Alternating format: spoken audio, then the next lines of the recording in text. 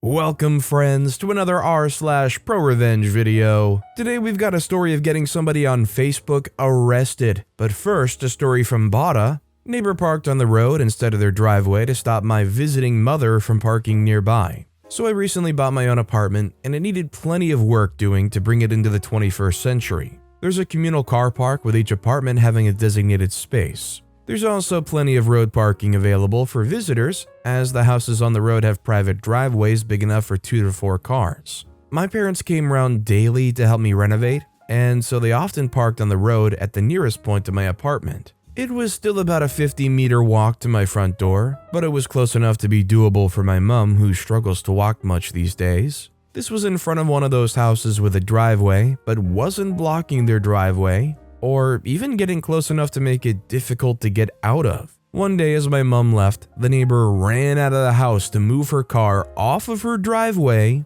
and park it between the 2 spaces outside their house. She then left the car there and went out of her way to always park one of their cars there, meaning my mom had to park 100 meters up the road, which was really hard for her. She was exhausted by the time she got to my front door and then had to go up a set of stairs too. This weekend we had non-stop rain for the whole 2 days. It was amazing after all the heat. Guess whose fancy German saloon car had its windows most of the way down? Normally I'd knock and tell them like I did with my direct neighbors who I like. However, this woman made things difficult for my mom just because she wanted to use the 2 spaces outside her house for visitors, as well as her 3-car driveway. While it pains me to see a nice car like that neglected, I hope those seats were absolutely sodden. Does anybody agree with me that this is toddler level behavior from this neighbor? This is actually like one of those situations where a toddler is in a room with a couple other kids,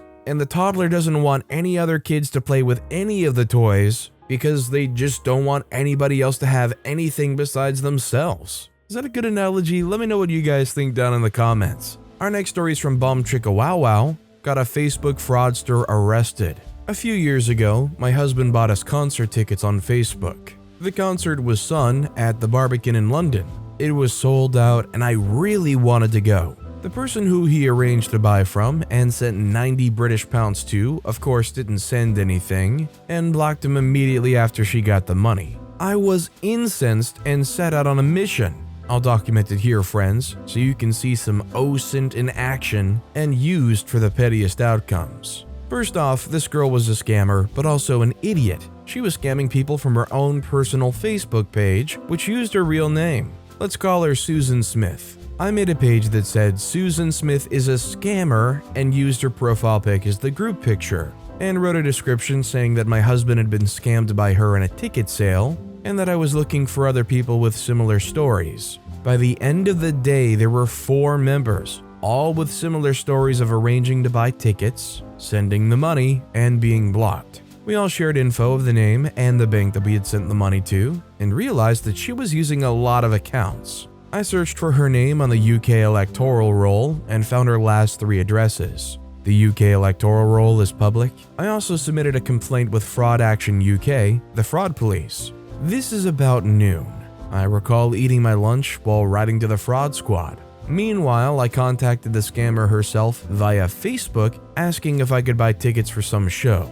Sure, she said, and gave me her bank info. The sum was something like £280. I think it was 2 tickets to see Justin Bieber. She gave me the bank info, and when I asked why the name on the account wasn't hers, she said it was her mother's. I asked for her mobile phone number in case there were any problems. She couldn't give it to me because it's a work phone or some BS. She asked if I had transferred the money, and I said I had, and she insisted she didn't have it. She asked me for proof, so I quickly screenshotted my Barclays app and doctored the pic so it showed an outgoing transaction for £280. She calmed down a bit, but an hour later was blowing up my chat demanding her money. I finally said, listen, I know who you are and that you're pulling a scam, and listed her last 3 known addresses. I also told her I was in contact with other people she scammed. I said if you return the £90 you stole from my husband, we'll forget this happened. I was lying, but I was curious if she'd play ball, and she was hysterical, begging me not to go to the cops. After about 20 minutes of begging, she blocked me on Facebook. Oh, which the game is on. I posted screenshots of our chat and my faked Barclays transactions to the group. That evening, about 6 p.m., I get an email from a fraud cop called Frank. I was amazed at how efficient they were. I guess it was a slow day. "Do you know any other victims?" Frank asked. As I approved 3 more memberships in my Facebook group, I wrote back and said, "Yep, got 7 right here in a Facebook group," and sent the link. I posted to the group saying I got contacted by a cop called Frank. He's with Fraud Action. He might join the group and you don't have to speak to him, but if you want to nail this woman, I suggest you give him all the evidence you have. High on my own petty victories, I started to scrutinize Susan's profile from another account. She had blocked me after our conversation, of course. In her profile, there were pictures from her mother's recent birthday party. I downloaded the pictures and zoomed in on a picture of a table with cards and gifts on it. One of the cards was propped up and open, and when zooming in, I could see the words "Dear Valerie" peeking over the top. I searched Susan's friends list for Valerie and found her mother's profile. I messaged her mother, asking if she knew her daughter was a criminal. The mother was extremely apologetic, and I did feel for her. She said her daughter was 24 and that she couldn't control her and had spent a lifetime trying to, that maybe this time she would need to face some consequences. The next morning, the Facebook group disappeared, I guess because the cops had the evidence they needed, and anything else risked messing up the case. That evening, I got an email from Frank saying they were on it. I heard nothing for 6 months until I got a letter in the post saying that Susan Smith had been arrested and had pled guilty to fraud. I searched around and it was in the newspaper of the city she lived in. They busted her for about £2,000 worth of ticket fraud that she had made by joining ticket groups and promising people tickets she didn't have, taking their money, then blocking them. I suspect it was a lot more than £2,000, but it makes sense that they could only consider the evidence from the people gathered in that Facebook group. None of the victims got a penny back, but this criminal was finally forced to not steal from people using Facebook anymore. Honestly, I'm not gonna lie, I think this is honestly one of the dumber criminals I've heard of in a while. If you're going to go around doing online scams, as in you take people's money and then you cut them off and block them, you probably don't want that trackable to both a bank account and also a public Facebook profile with your face and name on it. You might get away with it a time or two, but how are you going to go and try to steal thousands of dollars from people using your name and face and expect that you're just going to get away with it? By the way, if you're enjoying these stories, make sure to hit those like and subscribe buttons down below so you never miss any of my daily videos. Our next story is from Regular 6 Drunk 7. Tailgating can come with a cost. I drive the same way to work every day, and part of my route is on a long straight stretch of country road with nothing around and a very low speed limit. It's very easy to accelerate, and before you know it, you're 15 miles per hour over the speed limit. It's also a source of revenue for the town, and there's usually a cruiser lurking behind some trees just waiting to give you an expensive speeding ticket. I got a warning one day, and a speeding ticket after that, so I learned my lesson and resolved to only do the speed limit on that road. So one day I'm driving home and arrived at that stretch of road just ahead of a woman driving a Corvette. I'm doing the speed limit and she's on my tail so close that I couldn't see her front bumper. I can see in the mirror that she's frustrated and angry, but it's a no passing zone and she can't get around me. I'm getting kind of annoyed because if a dog or something ran out on the road and I had to stop suddenly, she would end up in my back seat. Now comes the petty revenge. I know this road very well, and I happen to know there's a huge pothole coming up in the road ahead. It's a deep hole and not something you want to hit, so as I approached it, I passed over it so that my right front tire just missed it on the right side. She, on the other hand, had no chance of missing the hole because she was so close to me that she couldn't even see the ground in front of her, much less what was up ahead. She hit that pothole hard and dead center, and I watched her swerve around a little to get control back. She backed well off after that, and I like to think she learned a valuable lesson. I have to admit that I had a little smile on my face all the way home. I always hear stories like this, and I always feel like I'm so different from any of these people who freak out or road rage or tailgate. Like, I get people have bad days or people get frustrated, but I'm the kind of person that when I'm driving, I try to be as safe and as cautious as possible. I don't want to tailgate anybody unless it's literally bumper to bumper traffic, and especially as far as road rage or freaking out on people. I've unfortunately seen too many bad subreddit videos to ever consider wanting to do something like that. I might get frustrated, but I'm not going to try to take it out on anybody else on the road. Our next story is from ThatPay928. You're not my boss. I work in a retail/pharmacy here in the US. Even though we're all in one building, we're two different stores. I've worked the front end in my store for 6 years, with 5 being able to help the pharmacy, and have my tech license. I'm a shift supervisor on the retail floor, so I'm not actually in the pharmacy, but I've always tried to help them when needed.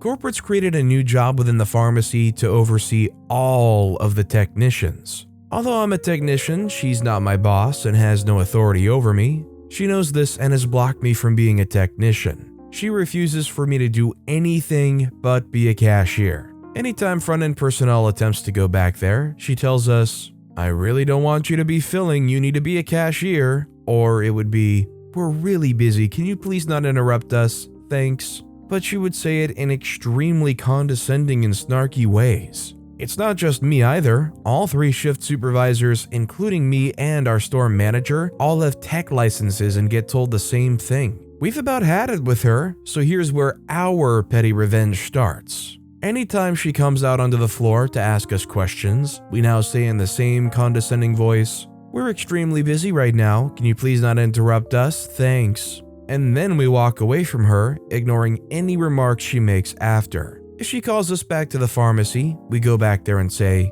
can you please not page us back here? We're extremely busy and have to get stuff done, thanks. And then we walk over to our pharmacist on duty and in the nicest way possible ask, what is it we can help you with? Ask us to watch a video. Sorry, we're busy, can't help you. Your cashier called out, sorry, we're busy, we won't help you. Need to be rung up for lunch. Sorry, we're busy, wait in line like everyone else. If the pharmacists or techs ask us for anything, it's, oh, absolutely. Anything for our hardworking pharmacy. We just started doing this week and she's already pulling her hair out. I'll have an updated part to tell everyone how it's going after maybe a week or two, maybe a month later, but it's not gonna stop anytime soon. I don't blame OP and anybody else for doing what they did here because I know if I was in OP's shoes, and I had a coworker who wasn't my boss and had no authority over me, treating me with no respect, putting me down and trying to limit my role, especially when they're just trying to help out,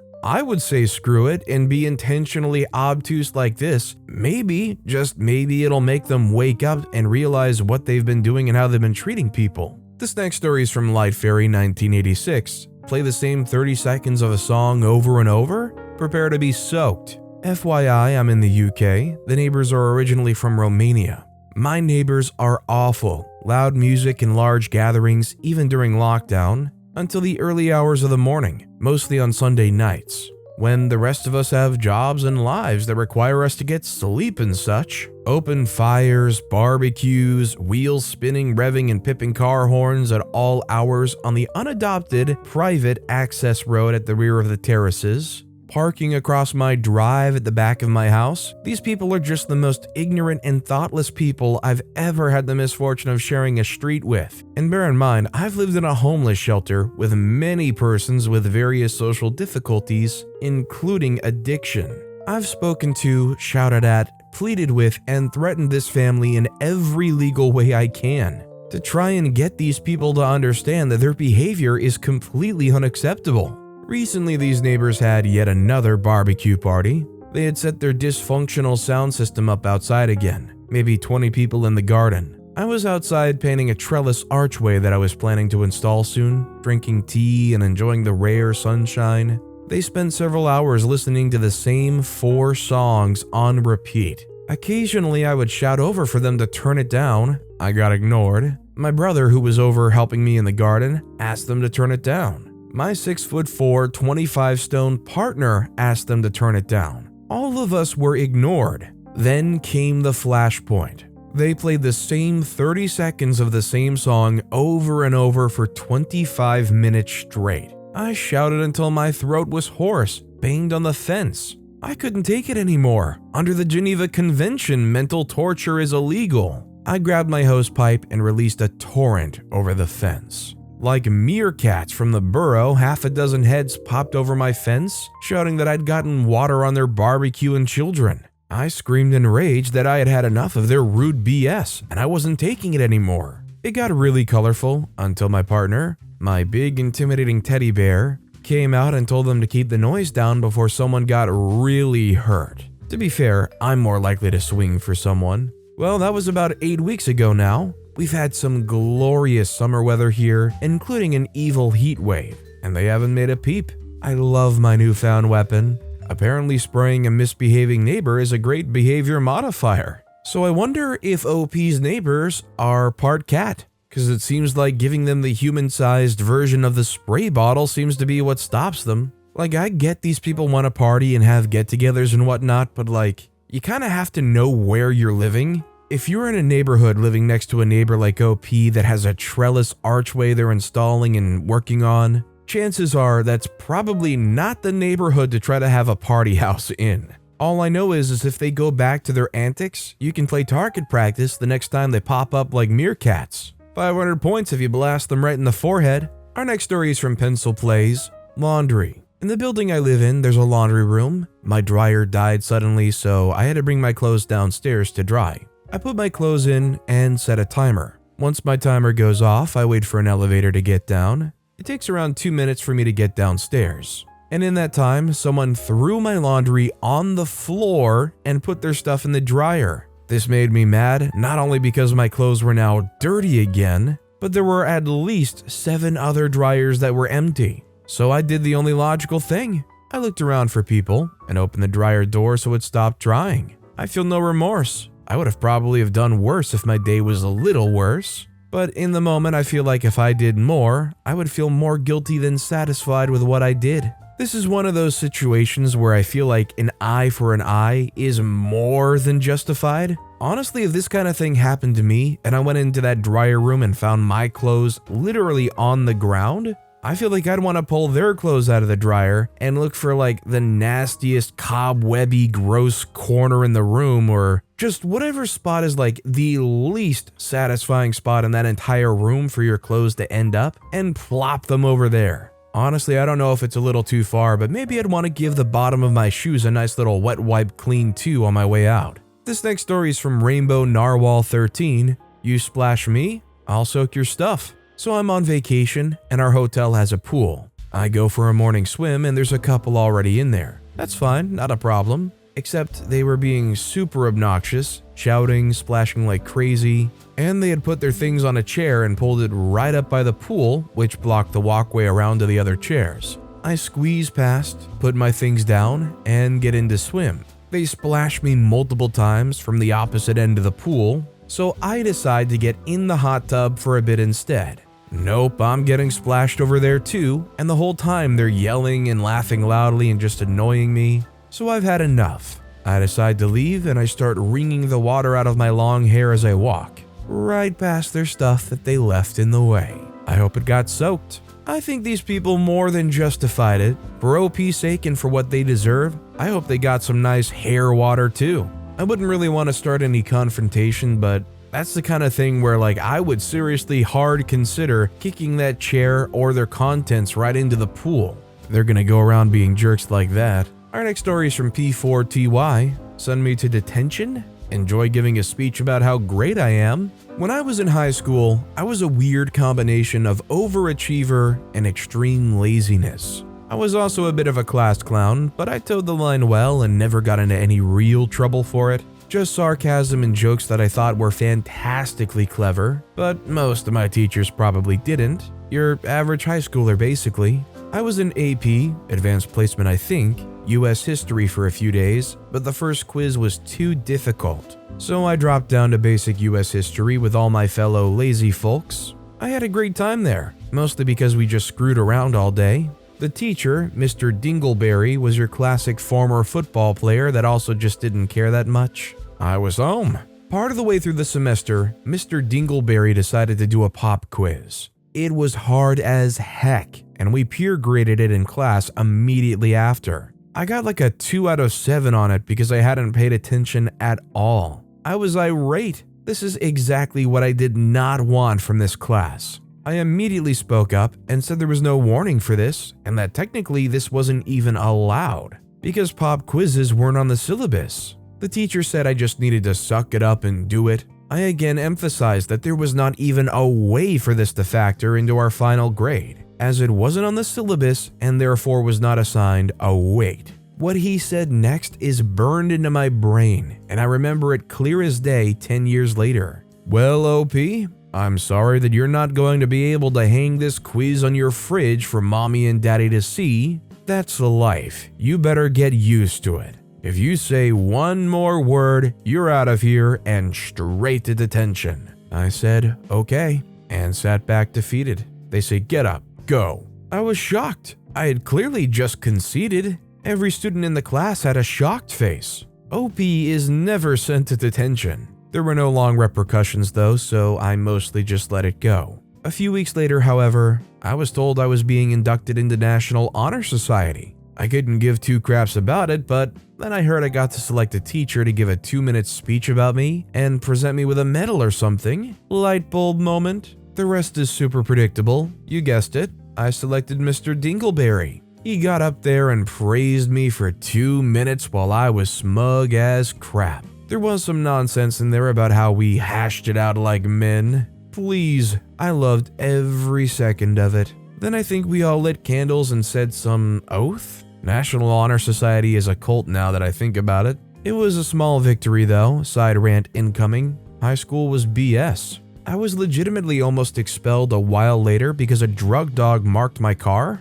despite me never having smoked weed yet, and they found a multi-tool I'd forgotten about. The blade was longer than 2 inches, and my school had a zero-tolerance policy for knives, so I spent a full day thinking I was going to be expelled per the principal. Screw zero-tolerance policies, end side rant. I mean, I feel like in my high school experience, if I tried, I could have done really well. But to kind of call OP out here, they did say like I was a weird combination of overachiever and extreme laziness. I think that's just kind of a funny way to say average. Also, I kind of feel like pop quizzes, while they're literally no fun at all, are just kind of part of the school experience, right? Especially in a class that I'm assuming has a coach teacher, which usually puts in the bare minimum. So like, honestly, God forbid they have a pop quiz every once in a while. I had a coach teacher in my economics class, and at the end of every quarter or semester in that guy's class, if you took notes and handed in your notes for every topic, they would give you extra credit grades that basically made it impossible to fail.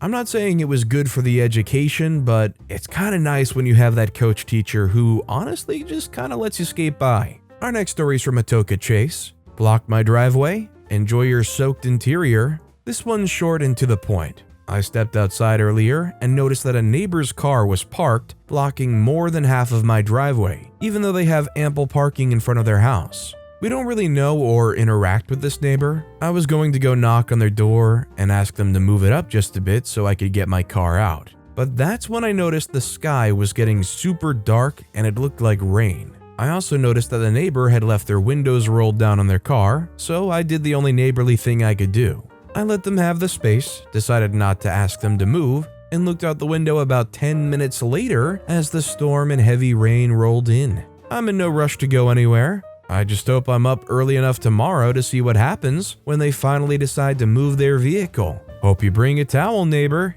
Update, so the car still hasn't moved, but my grass is extra long and I haven't mowed in a minute. Sun's out and the edge where they're parked looks like it could use a nice weed whacking. I don't know if I'm the odd man out here or the weird one, but I don't understand why people ever park with their windows down. I imagine it's probably pretty rare for like a robbery type thing to happen in your own residence neighborhood, but like it opens yourself up to it more. Like I also don't want any like bugs just getting in my car. And also this, if a crazy storm comes rolling through real quick, you don't want your windows down. Is it for like heat reasons or something? Our next story is from Spooky Scary Goth Girl. You want to steal my chocolate? Hope you like spending the afternoon on the toilet. This story takes place a few years ago when I was 25-year-old female. I had a 20-something-year-old female coworker whom we'll refer to as Megan. I chose this name because she pretty much was like Megan from Drake and Josh. annoying,